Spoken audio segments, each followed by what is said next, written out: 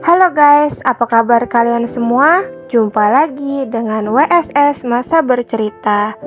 Hari ini aku akan menceritakan tentang seorang gadis muda yang dibunuh untuk dikorbankan kepada iblis alias tumbal. Kehidupan David dan Lisen Pahler berubah pada tanggal 24 April 1980 ketika putri mereka, Alice Pahler, lahir di Arroyo Grande, California. Mereka membesarkan putrinya mengikuti pandangan agama yang sama, yaitu Kristen. Dan sepertinya keluarga tersebut memiliki hubungan yang kuat dengan keyakinan mereka. Alice tidak diberitakan apapun tentang masa kecilnya sampai dia mulai bersekolah di SMA Arroyo Grande. Dia baru saja memulai tahun ajaran baru, namun pada tanggal 22 Juli 1995, orang tuanya melaporkan Alice yang berusia 15 tahun menghilang.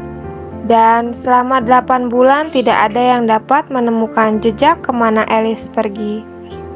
Seluruh kasus terungkap ketika Royce Casey yang berusia 17 tahun menghubungi polisi dan mengaku membunuh Alice Pahler bersama dua remaja lainnya setelah diduga berpindah agama menjadi Kristen. Dia memimpin polisi ke sisa-sisa jasad Alice di hutan Eucalyptus Selatan sekitar 1/4 mil dari rumahnya.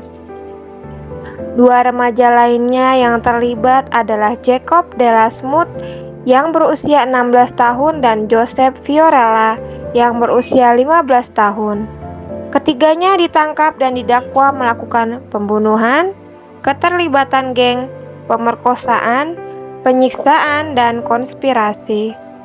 Menurut Casey, keseluruhan skenario dibuat oleh Fiorella dan Delasmood. Mereka semua mengklaim bahwa pembunuhan itu dilakukan sebagai pengorbanan kepada iblis untuk memberikan kegilaan pada band metal yang baru mereka bentuk agar menjadi besar dan tenar. Mereka memilih Alice karena ia adalah seorang perawan berambut pirang dan bermata biru. Karena mereka melihat karakteristik tersebut dan berpikir bahwa dia akan menjadi dosa terbesar terhadap Tuhan. Setelah memilih Alice, ketiganya menghabiskan waktu berminggu-minggu untuk menguntitnya.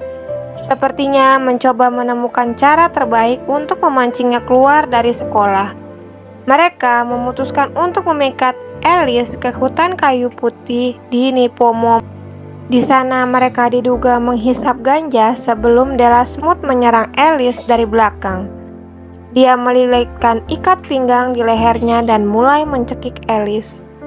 Saat Delasmood mencekiknya, Fiorella mulai menusuk leher Alice dengan pisau berburu yang dibawa ketiganya dengan tujuan untuk membunuh Alice dengan pisau itu.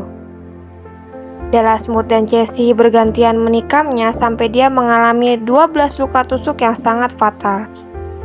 Saat Alice kehabisan darah, ketiganya menyerang, memukul, dan menendang tubuhnya, mengabaikannya saat dia berdoa kepada Tuhan, memohon bantuan, dan memanggil ibunya. Pada akhirnya, perlahan-lahan dengan disaksikan para pembunuhnya, Alice pun meninggal kehabisan darah akibat 12 luka tusukan. Yang sangat menjijikan pada kasus ini, penyiksaannya tidak berakhir dengan kematiannya, karena polisi menentukan melalui posisi tubuhnya bahwa salah satu penyerang memperkosa mayat Alice setelah ia meninggal. Ibu Fiorella juga mengatakan kepada polisi bahwa putranya memberitahu Delasmood dan Casey melakukan tindakan nekrofilia. Sebaliknya, salah satu teman Delasmood mengatakan kepada polisi bahwa Delasmood sesumbar kembali ke tubuh Alice untuk melakukan tindakan nekrofilia lagi.